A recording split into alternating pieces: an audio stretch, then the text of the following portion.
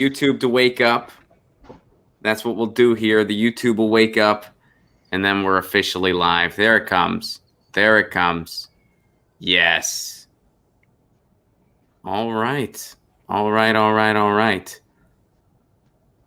Let's just make sure we're awake here. Are we live or are we recording? Just about. No, we're live. We are live. Oh, yeah, we're live. Oh, we're doing it live. Oh, man. Little did I realize. Oh, man. Sorry. Oh, sorry. Sorry. Yeah, no worries. I thought Well, we are live. Welcome, everybody. Welcome to Get Your News On with Ron. It's a Friday. That means we have a guest. Now, you guys know I've been wanting to do my Sounds of Revolution series where I talk to people and musicians or musician-adjacent friendly folks about 2020 and what they want and what they can expect. That series has officially kicked off, and I have my first guest. I'm very excited about this guest. She's not someone you think of commonly when you think musicians, but she played in a folk band, so she qualifies. Please welcome to the show, Dr. Jill Stein. Jill, how are you? Good, Ron. Good to be with you. I'm not sure I deserve that introduction or the title of a musician, but we'll let that stand. I don't either, but it gets put on me too. But here's actually what I did. So I know you played in a folk band, but I don't know all the details. And I was going to look it up, but I thought it would be more fun if I guess, and then you can let me know if I'm right or not. So I know you played in a folk band, but that's all I know. I didn't look it up intentionally. I'm going to guess what you did, and we'll see if I get it right. So my guess, you played banjo, and you sang backup and lead, depending on the track.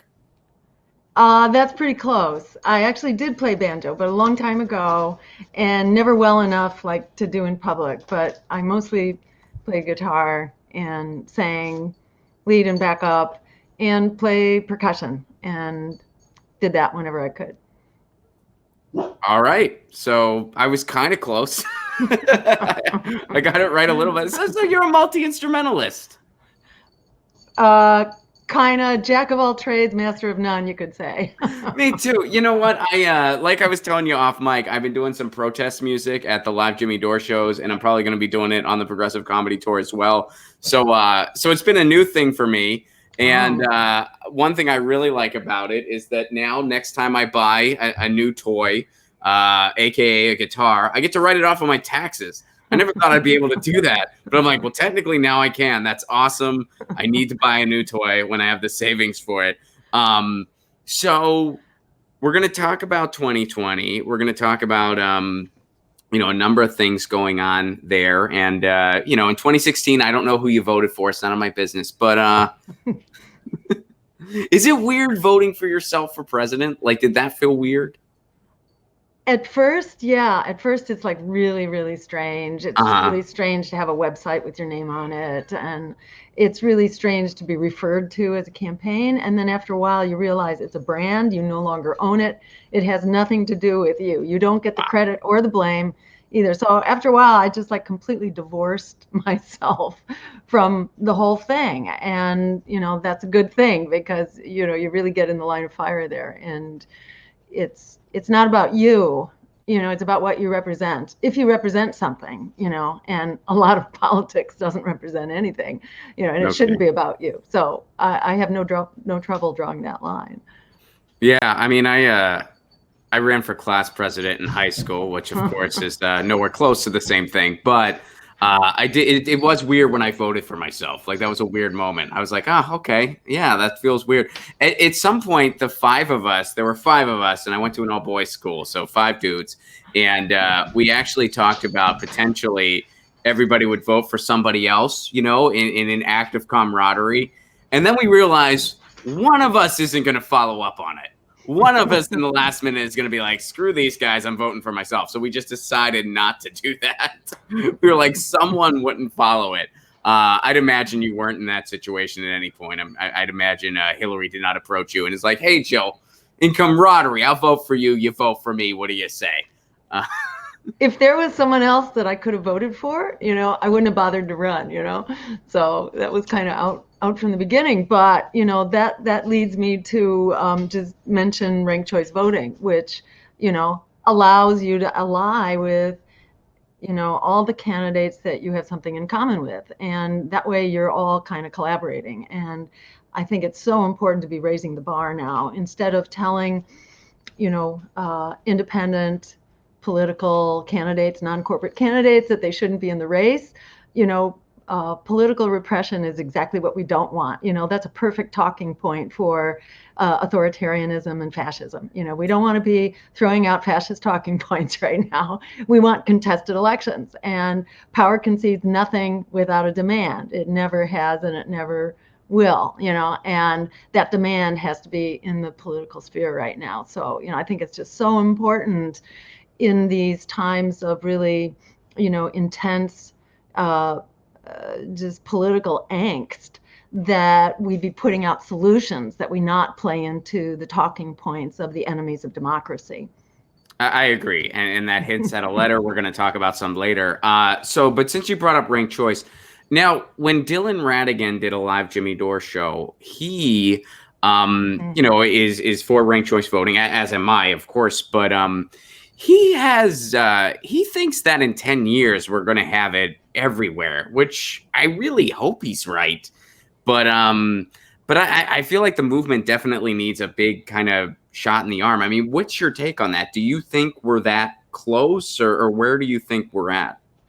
I think the floodgates will open, when people hear about it. And the state of Maine is a really good example, because it was passed, like, I think 3 times. The people had to pass it by several referendums because the political establishment doesn't want it. They don't want the competition. They don't want to lose the ability to extort voters, to blame them, shame them, and intimidate them into staying inside the narrow confines of corporate politics. And ranked choice voting really blows that cover. You can't intimidate people anymore. You can't extort their vote by invoking the horror of the greater evil. You got to keep forcing them into the lesser evil, even if that's going to kill you too. And what happened in Maine was that once people got wind of it, they just wouldn't let it go. So every time the legislature would veto it, they just kept coming back, and they would run another referendum, and they just kept winning by bigger and bigger majorities. I think like the biggest majority that anything has ever been won by a referendum in Maine. So finally they prevailed. And when it first began, it was just for a limited number of races, but then they kept expanding it because it was working so great. After a while, it became impossible for the legislature to block it. So they're in the process of expanding it. New York City has just adopted it by something like, I think it was over 70% support in their vote. So Massachusetts has it on the ballot now for 2020. We're going to be voting on it.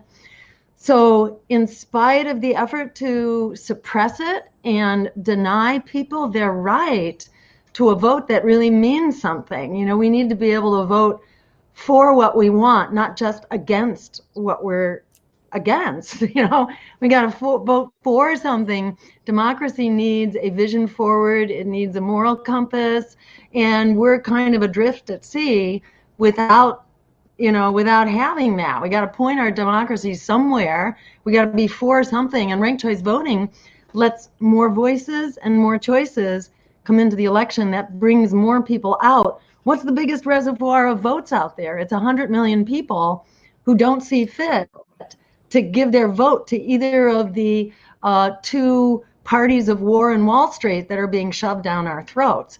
So this is a total win-win. And once we get past that wall of suppression and secrecy, I think it's going to be really hard to stop.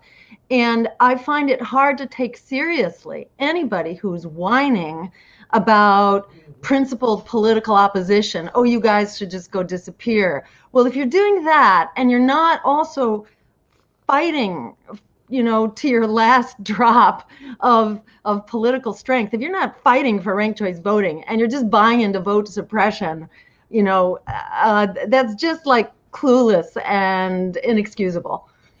Yeah, and I was actually going to ask about Massachusetts next because, and you already touched on it, because one of the things I notice about these types of things, like I'm really passionate about city-owned internet, which there's actually a lot of that going on in Massachusetts. I think Charlemont just got it, which is a town of 7,000 people. So, if a town of 7,000 can do it, pretty much any town in the country can.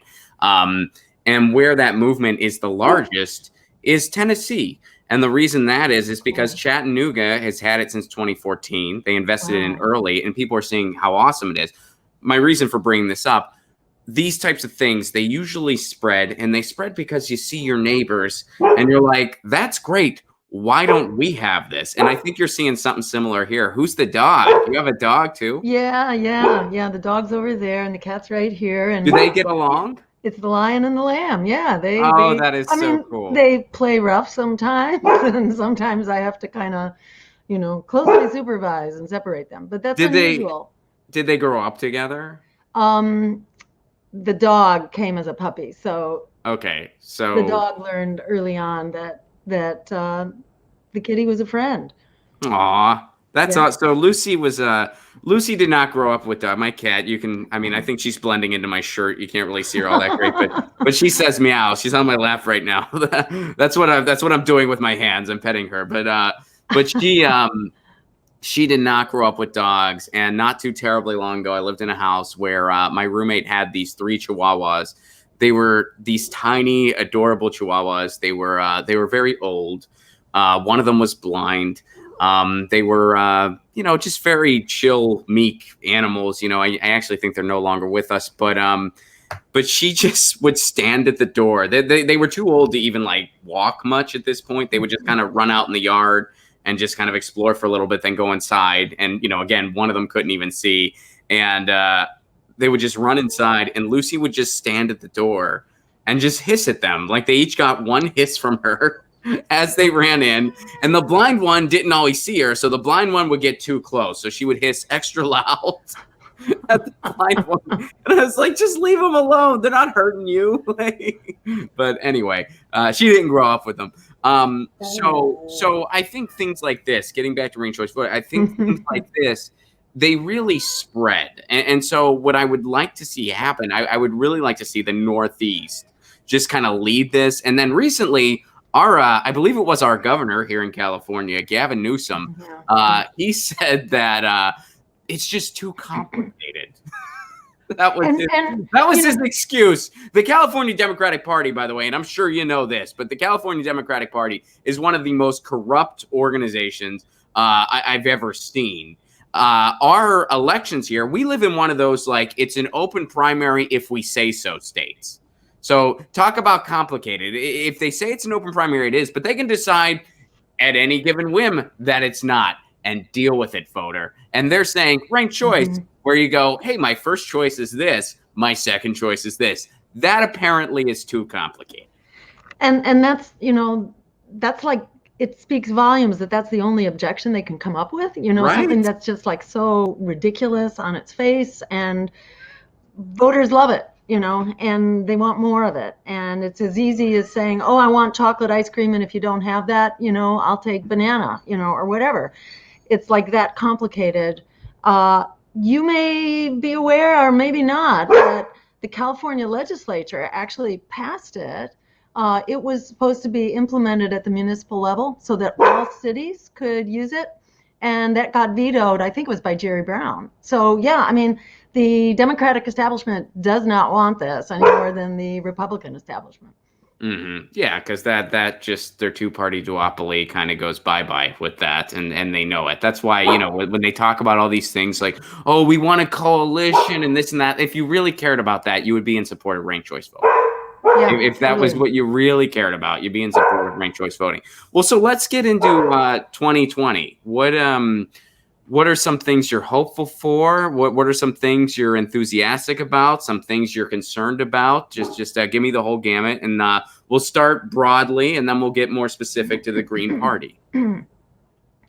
Yeah. So when I first ran, in 2012, when I first ran nationally, it was really clear that there was a a rebellion in full swing. And you really saw it on campuses. You saw it in the communities of color, among Latinos and the African American communities. America is on fire, and it's been on fire, for quite a while. And, this is why we see such a huge, plurality of voters, the biggest voting bloc that's not voting. Half of America is in or near poverty. 80%, are living paycheck to paycheck. A generation is locked in student debt. 500,000 people are sleeping out on the streets, and meanwhile we're squandering more than half of our budget, up to 60%, on endless wars that are making us less secure, not more secure, and creating, mass refugee migrations in failed states and worse terrorist threats. What's not wrong with this picture, And I think there's a generation, especially, that's really leading the charge now, because they have just been thrown under the bus unimaginably by their future that's really been kind of torn asunder, especially around the climate crisis. And the doomsday clock is now at 100 seconds, closer than it's ever been. We don't have a livable world right now, not for anyone really who's got their eyes open. And America is in revolt, as it should be. What really excites me about this election is that you see that revolt that is just refusing to be silenced, and it's really looking for political expression. And that's been going on since 2012. And that was clear in both of our Green Party races at the time. And in 2016, we really began to hit critical mass, and we sort of got discovered. And as Bernie Sanders was sabotaged by the Democrats, it was very hard to shut that uprising. It was hard to shut it down. The resistance is pretty unstoppable. And I mean the real resistance, not the Mick resistance, but the real resistance ain't going to be stopped. If they do it again, the Democratic Party is really going to split this time, because, the Sanders campaign is doing really, really well, as they should, because, they really do reflect the agenda that's urgently needed. An agenda, by the way, that we put on the table. Ralph Nader started Medicare for All, as a public concept. He really launched it in the 2000 election as a Green. Our campaign put, a bailout for student debt on the table, and yes, the Green New Deal. I was going to ask you about that. I was curious your take on, because I remember less than 4 years ago when you had a plan. Hey, we can get rid of student debt, and that'd be a good idea. And this is how we can do it. Here's my idea. And John Oliver laughed about it. That's impossible. You can't possibly do that. Now, Bernie Sanders has a plan. He's like, yes, we can do that. And now even Liz Warren is, I mean, she switches by the week when it comes to pretty much everything. But even Liz Warren is saying, yes, we can do this. And just for, do you ever have one of those moments where you just want to like tweet John Oliver or whoever else and be like, told you so? What do you think now? Yeah. Yeah.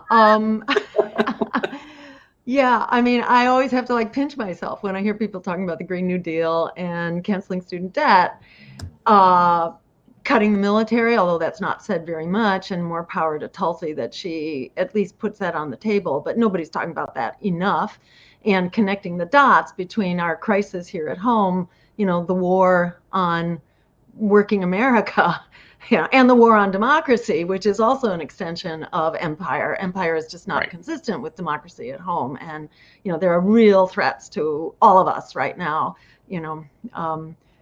free Julian Assange, because, for all of our sake, there goes the free press, and the free press is our best counterweight to, the abuses of power and empire in particular, so all this is coming back to hit us in a very big way. So not all of our agenda has been adopted, but significant pieces of it have. And by the way, that's also why you don't want to disappear the Greens, because our agenda is just going to freeze. It ain't going further. It's like after the after the New Deal. When the New Deal was passed, there was a big coalition of many of the progressive parties, and they all got together with the Democrats. And then they folded into the Democrats. So right after the New Deal was passed, the attack on the New Deal began, and it began unraveling. And it's no surprise that we are where we are today, with, the most extreme, crushing economic disparities in our history, arguably. So if you want progress to continue, you need more than two sitting ducks as political parties that are going to be bought out by Wall Street and the war machine. They will be bought out if you only have two. You need a much more fluid situation. And in particular, you need non-corporate political parties like the Greens. So, I'm really delighted. But, I've been running as a Green for a while, long before the presidentials. So I don't have any expectations about what's going to happen when, or what kind of credit we're going to get. To me, the battle is to just keep the heat on, for people, planet, and peace over profit, because we ain't there yet. We're making really important progress, or let me back up. At least the message is making important progress. We're not making progress.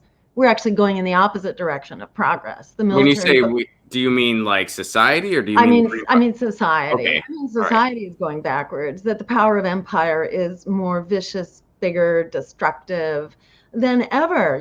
We are teetering at the brink of, take your pick. It's climate meltdown. It's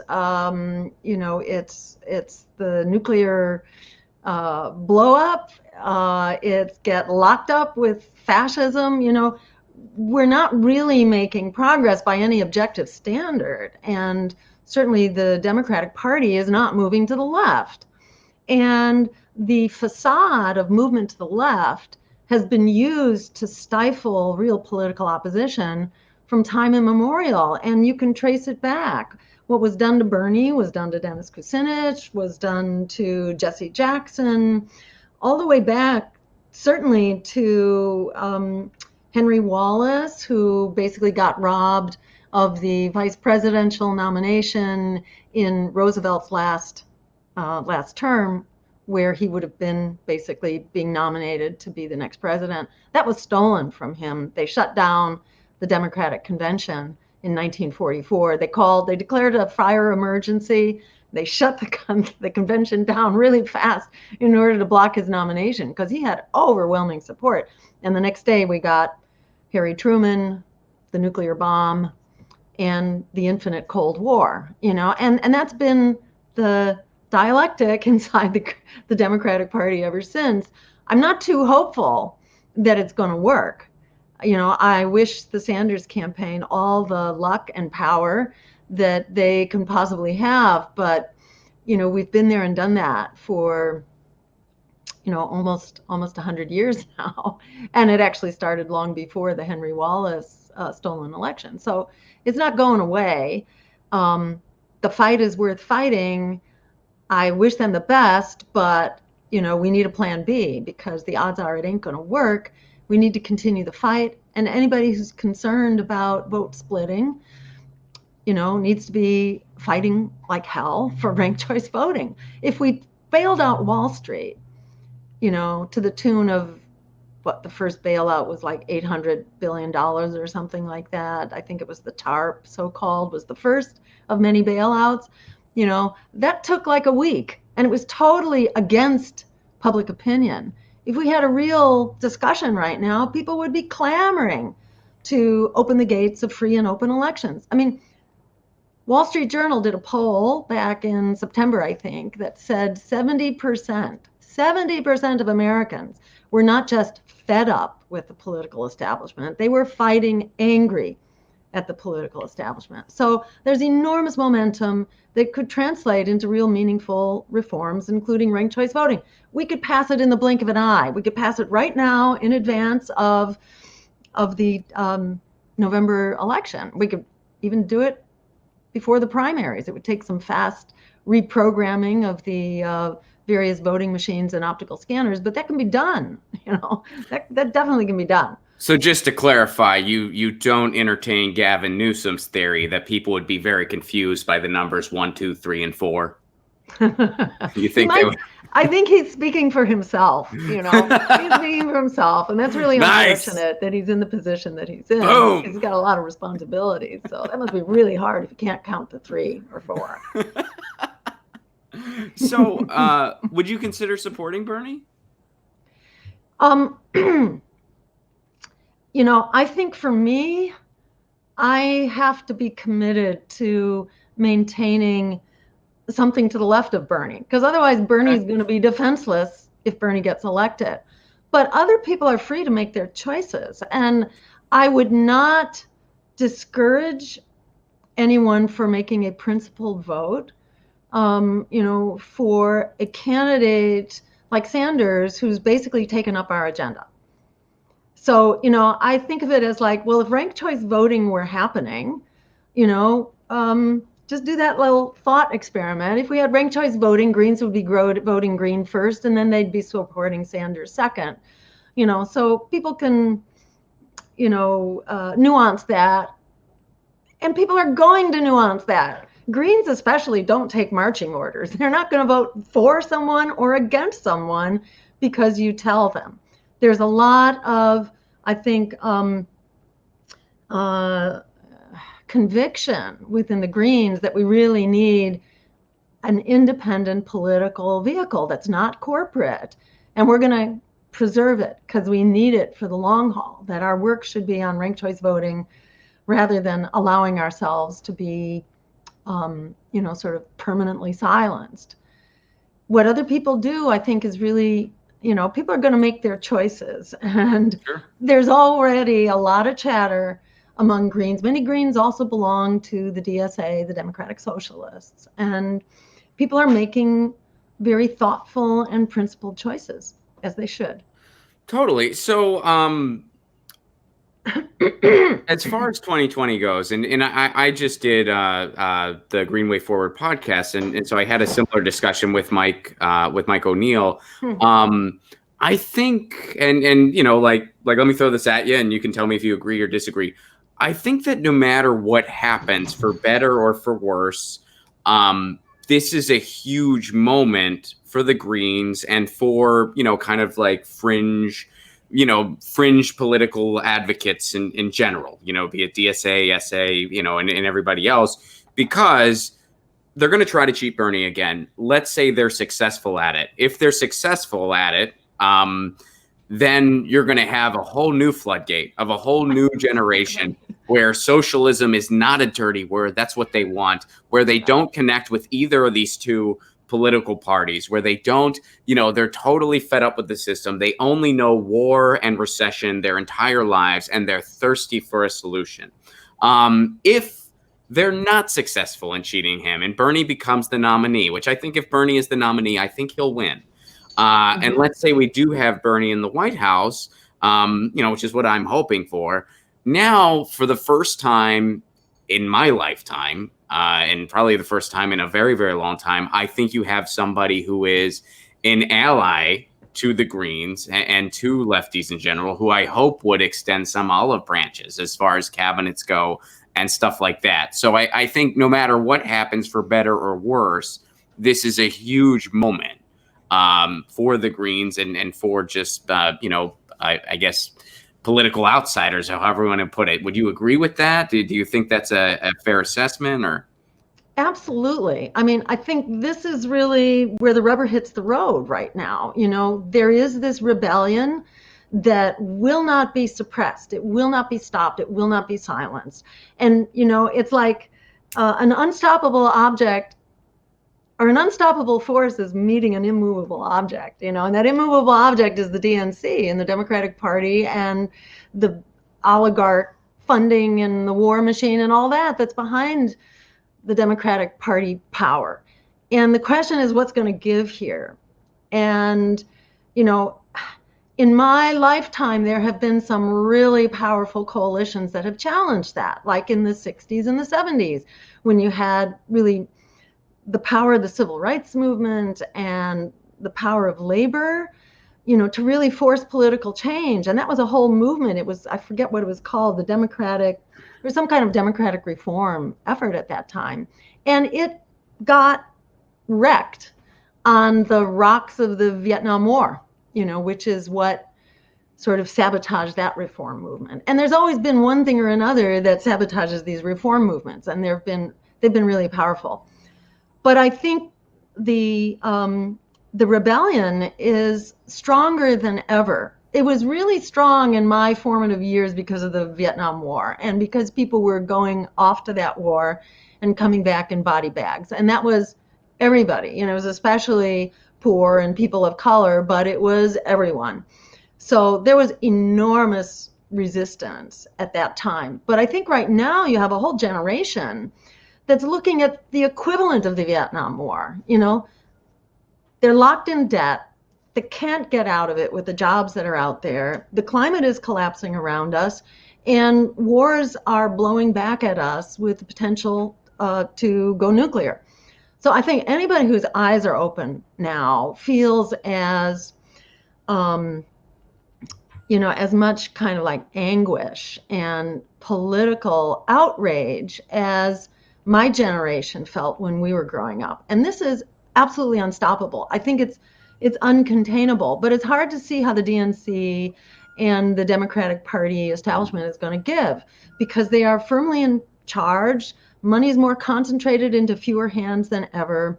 You know, the contributions from Wall Street are off the charts.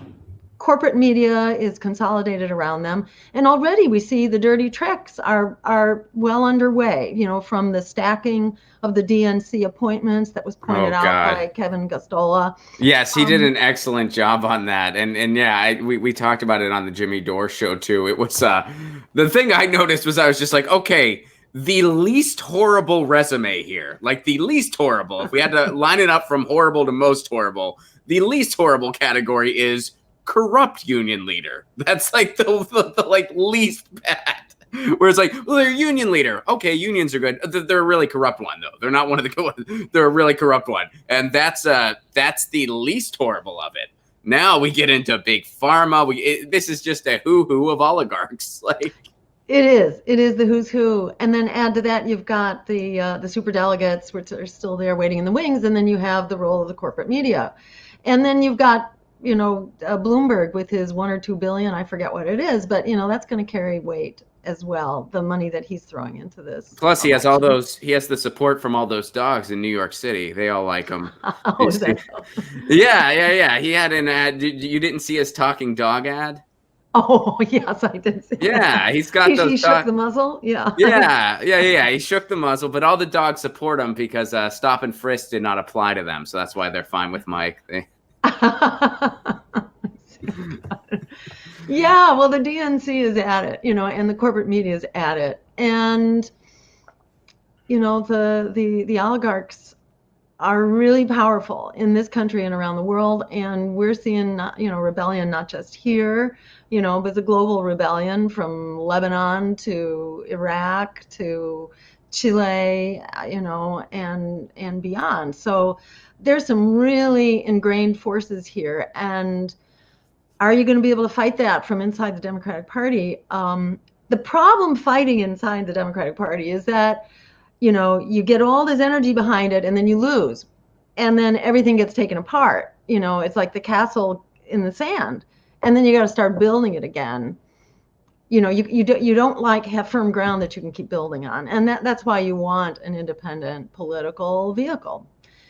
And so, yeah, I really agree with you. This is an incredibly exciting moment. It's a moment of peril and possibility, you know, and which is it going to be? It's really on us to keep pushing in a way that brings us together. And I think trying to silence each other is not a principle of democracy. I think that, you know, electoral reform, which is within our reach, definitely is, you know, and we just got to be all about it and fighting really hard. And I agree completely that if Bernie is sabotaged, he's already being sabotaged, but if they are effective, the floodgates are going to open like never before into the Green Party. And I do want to just at least put in a word about a campaign that sort of represents all of this possibility that is with ranked choice voting, and that's in the state of Maine.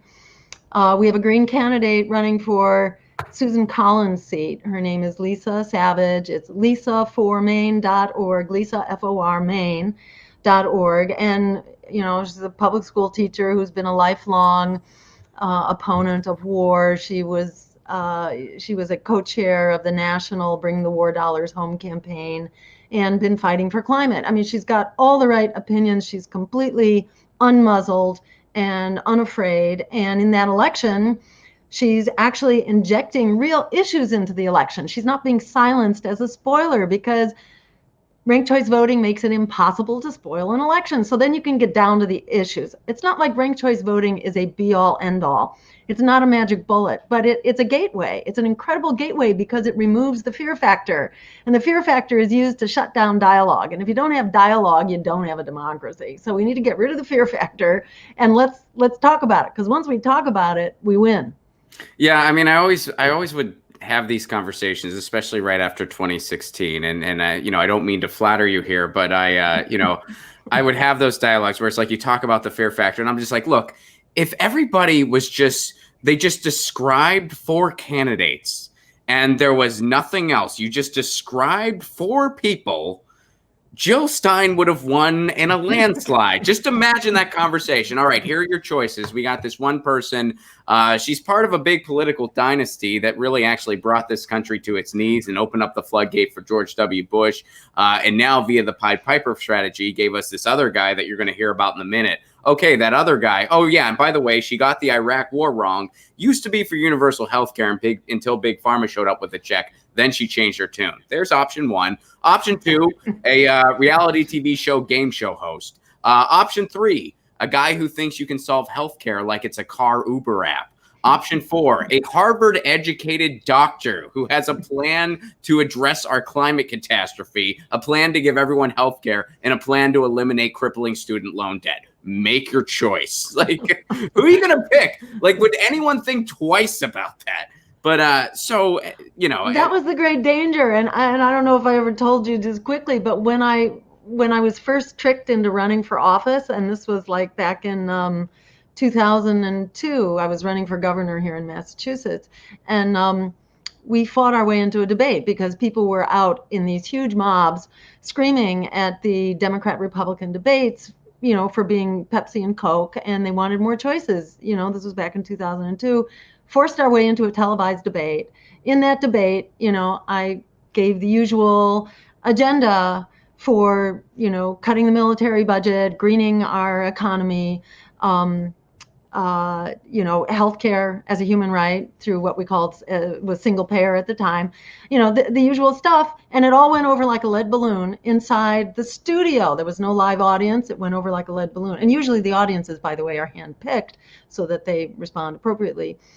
As the corporate media would like them to. Oh, I think we're really seeing that in the debate so far too. I don't know how much of it you've caught, but I've watched every one because I live tweet them and then stream after.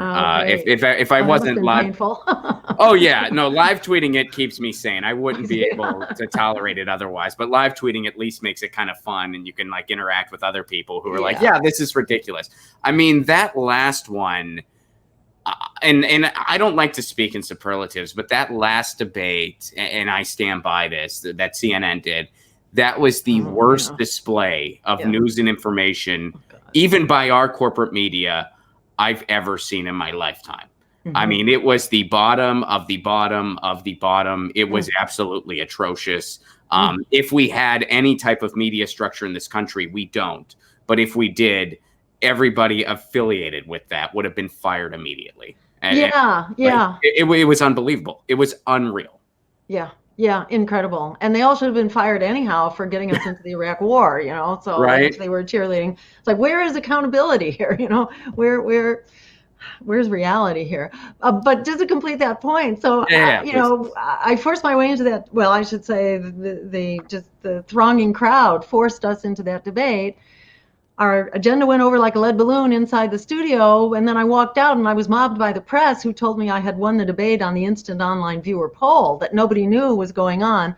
And you can bet that was the last time they ever did an instant online viewer poll in a debate, because people would be, like not voting the way that they want them to. But to me, that like it totally flipped my understanding of politics on its head, because I thought that what we were talking about, this agenda for people, planet, and peace, was the fringe. And then I discovered, oh my God, that's not the fringe. This is what people are literally dying for. And that's why, to me, my mission here, it just like solidified. It's like what we're doing here is just helping to empower people to stand up and struggle for what we deserve and what we will win. It's like Alice Walker's saying that the biggest way people give up power is by not knowing we have it to start with. We have it, and it's do or die time. We got to use it. People really know that. And that's why this is such a powerful moment. And given the way the Democratic establishment is going, they are laying the groundwork right now for another sabotage of the Sanders campaign. They're going to split the party big time. It's going to be Dem exit. And sadly, this is likely to happen. That's not to say it's determinate. And I don't want to discourage anybody who wants to be out there really working for the Sanders campaign. But I'd say at the same time, let's not destroy Plan B, because we're going to need it. Even if Bernie wins, we need a party to Bernie's left, because he's going to need that extra oomph to help him get where he needs to go. Not even just a political party. I mean, I've said it too. I'm like, look, if Bernie wins, I'm going to celebrate for one night, because everybody's earned it. So for one night, I am going to freaking celebrate, and I'm going to be in DC in January too. But then we all punch in. Because Bernie, the type of stuff Bernie wants to do, he will face, people who are going to be standing in his way in Congress. He's going to face resistance in Congress. He's going to face resistance from the media. He's going to face resistance from Wall Street. He's going to face resistance from the military-industrial complex. He's only going to be as effective as the movement behind him. So if we don't show up, he's not going to be able to do much. So it's like, it's not me, us. Please take that slogan literally. Because it's meant to be literal. Because it's like, if we're not all out there, whether you're, just an activist or whether you're a green or whether you're a content creator, whatever it is, if we're not all out there, he's not going to be able to do much. So, I feel you're there. And let me just say in advance, I really wish that his campaign right now would commit to voting reforms. Because that would be a real sign to the Greens that we're going to be collaborators here, and that he appreciates the support from his left. And if he's politically astute, which I think he is, he will very much appreciate support from his left. And if we have a commitment that he and the movement will be pushing for ranked choice voting, for getting big money out of politics, for public financing, for open debates, for removing really awful ballot access barriers, things like that, and voter suppression.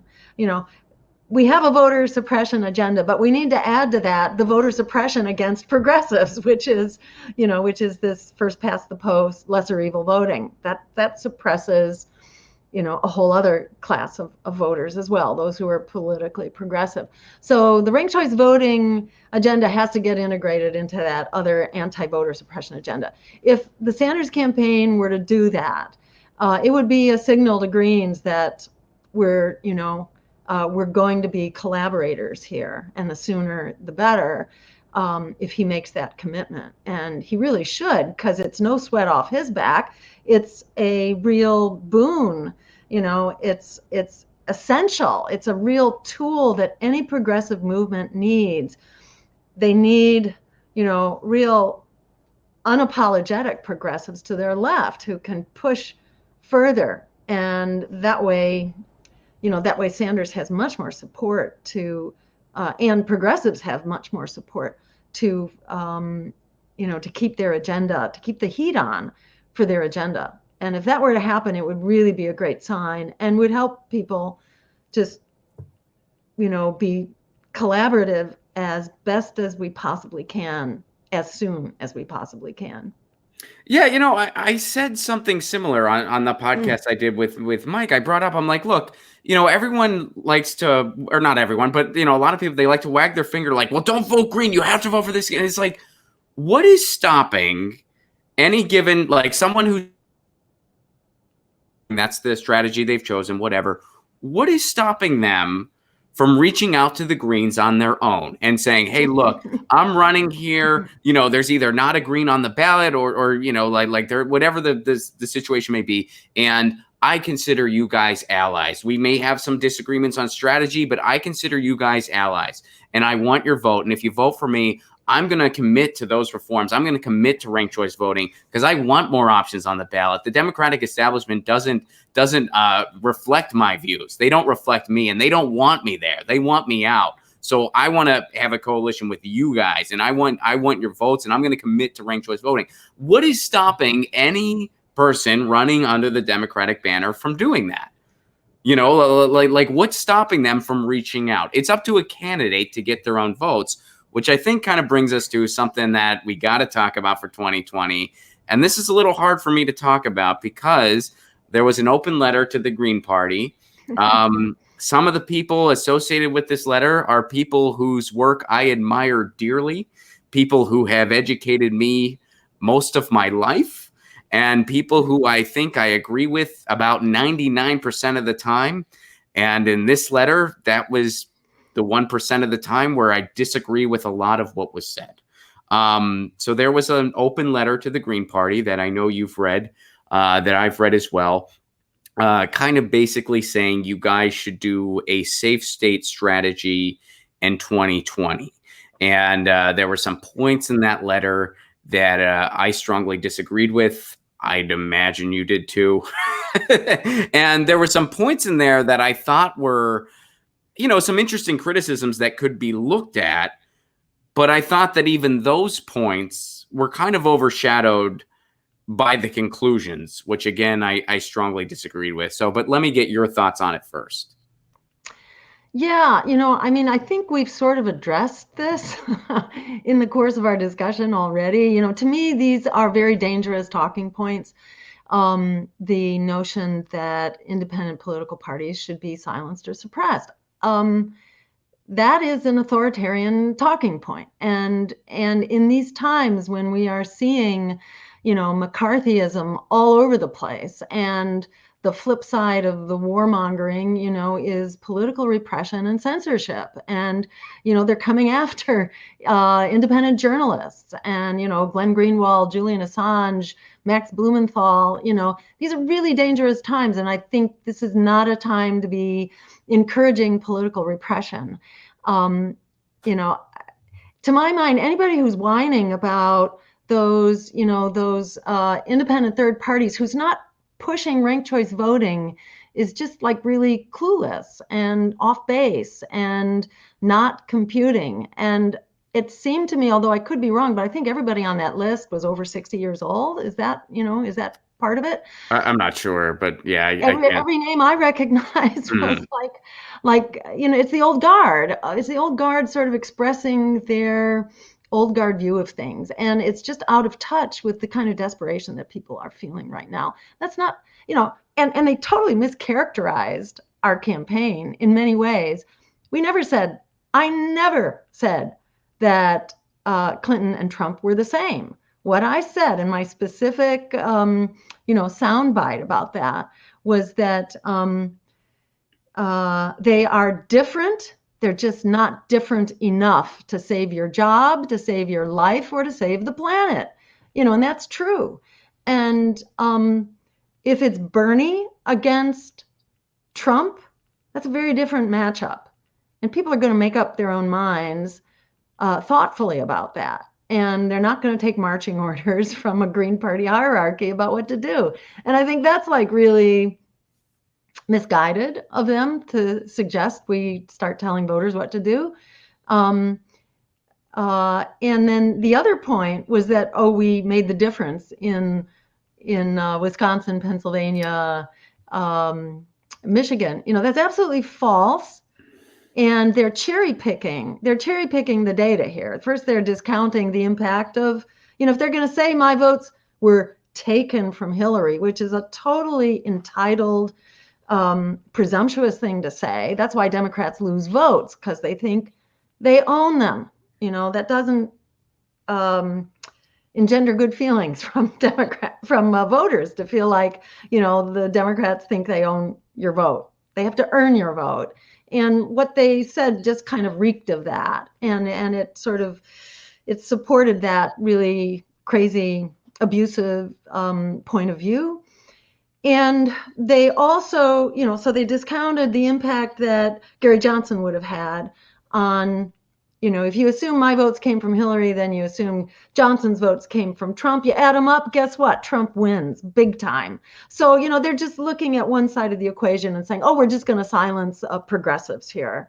And you shouldn't be silencing third parties at all. You should be fixing the system. And the last thing is that the numbers don't add up also, because there were two polls, I think one done by New York Times, ABC, or something like that, that showed, these were exit polls that showed that voters who voted Green in the presidential would not have come out, 60%, over 60% would not have come out to vote if they didn't have a Green to vote for. They weren't going to choose between these two candidates of war and Wall Street.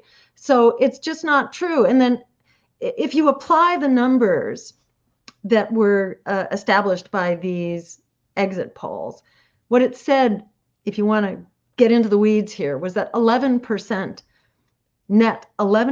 of my vote could have applied to Hillary. So if you apply the numbers, multiply 11% times my vote, it doesn't come anywhere near the Trump margin of victory in each of those three states. So the data is engineered and false. It's false. And they're just mimicking Democratic Party talking points. And I think that's really irresponsible. And that was what bothered me the most in that too, because there was also, and we don't have to get into like all the specific verbiage, but there was basically something hinting that it was your job to campaign for her. And it's like, well, wait a second. Jill Stein was campaigning as Jill Stein. And if you want to single out these states, all right, let's do that. Wisconsin, she didn't bother showing up in at all. Michigan, she barely showed up in. That was a state Bernie was very popular in. She made no promises to the working class there. Pennsylvania, my home state, which hasn't gone red for a presidential since 1988. 2016 was the first time since 1988.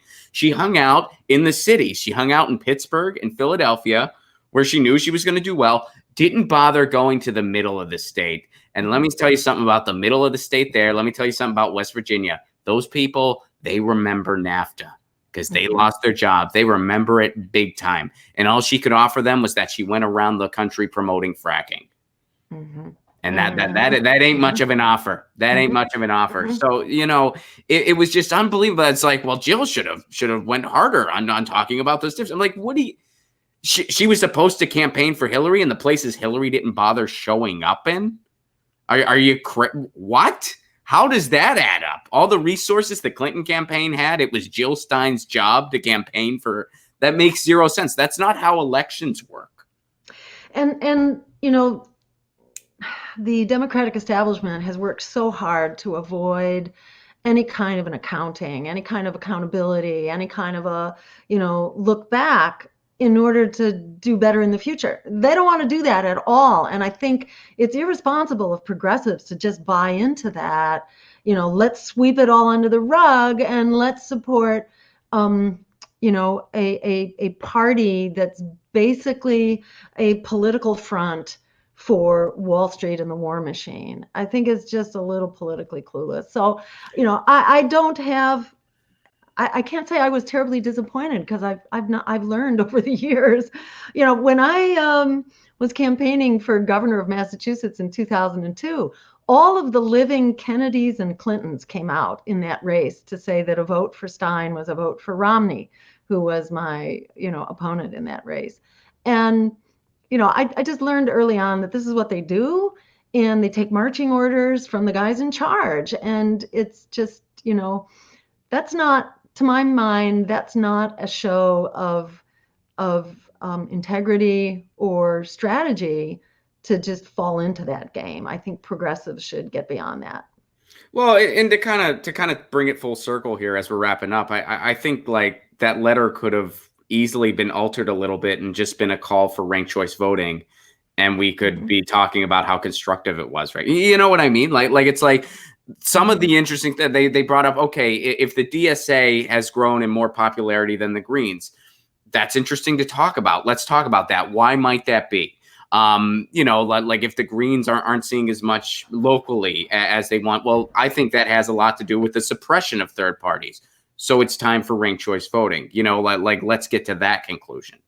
And let me just add that was another lie that they propagated, that Greens don't work locally. I mean, we are very focused on local elections and local candidates. We have a lot of them. We have a lot of people who serve and who have served locally. That's another talking point of the Wall Street machine to try to dismantle us. The Greens are the only surviving national non-corporate political party. All of the others are systematically feared, campaigned, and smear campaigned, and and prosecuted and persecuted. Whether you're talking socialists way back or communists way back, the Working Families Party is absorbed into being basically an appendage of the Democratic Party. Not that they don't run some good candidates, but at the end of the day, they'll pull out all the stops for Cuomo, in New York State. The Peace and Freedom Party has been beaten back to, a handful of states. I don't know where they are besides California right now.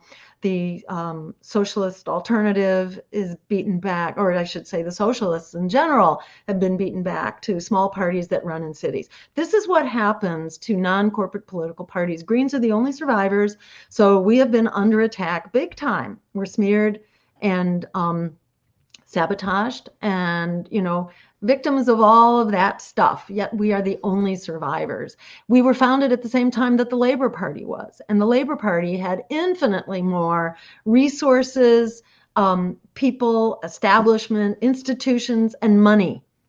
They were destroyed. Everybody is systematically destroyed if you go up against the powers that be, City Hall, the politics of City Hall, Right. will be targeted. And, so it's, to my mind, the wonder is not that the Greens have been beaten back. The wonder is that Greens have been able to survive, and I think they deserve a lot of credit for being the only political party that has been able to survive while all the other non-corporate parties are destroyed around us. So, this is a propaganda campaign right now. And unfortunately, that letter played right into it, and they ought to know better. Sure. And I mean, what I meant by that statement, though, was if you take away the fear factor, like the way you put it, like with ranked choice voting, you take away the fear factor. I think that would lead to more local victories by the Green Party and more Greens in city council, more Greens as mayors, more Greens as, I think it would lead to that. Absolutely. And what I take issue with here is not the point you've made, but the point that letter makes, which is basically just propaganda, propagating propaganda, and that's totally not true. And you're absolutely right. The reasons that Greens have not done better at the local level is because we are, we're systematically, dismantled by the powers that be. And, these are the forces at play right now. And it's a kind of life and death struggle that we're all a part of. And it's really important, I think, not to be confused by the propaganda out there that is trying to push back against one of the only, and I should say the only, national scope political party that is fighting the corporate power. So, in conclusion here, what are some things you want to direct people to? Some causes, something for ranked choice voting, something for a certain candidate. What do you think people ought to know about, especially going into 2020? So I think the most hopeful campaign on the political horizon, and I'm setting aside the presidential at this point. But this is a campaign that can really be won, and that's Lisa's campaign for U.S. Senate in Maine, and that's Lisa, F-O-R, Maine.org. And I really encourage people, throw something into the pot. You can help with phone banking, canvassing if you're in the area. We got to get her on the ballot. And if we do that, then all bets are off about what's going to happen in that race. It's really a perfect storm for challenging power. Susan Collins is in a lot of trouble as a Trump ally. There's a good chance that she will be turned out of office. The Democrats are undoubtedly going to nominate their centrist who won't take a stand on Medicare for all, or the war machine or student debt or anything. She's a good foot soldier for the Democratic Party's, power structure. And the people of Maine are very independent. Their other senator is not a Democrat or a Republican, Angus King, who's an independent. So Lisa could really win this, and that would be amazing. So I really encourage people to go there, and then go to my Twitter, Dr. Jill Stein, Dr. No period, Jill Stein, and let's stay in touch and let's build the power and fight for the greater good, like our lives depend on it, because they do. And we do have the power if we stand up and and make it so. Thank you very much for doing this interview, Dr. Stein. I really appreciate it. Really great talking with you, Ron. Cheers. Take care.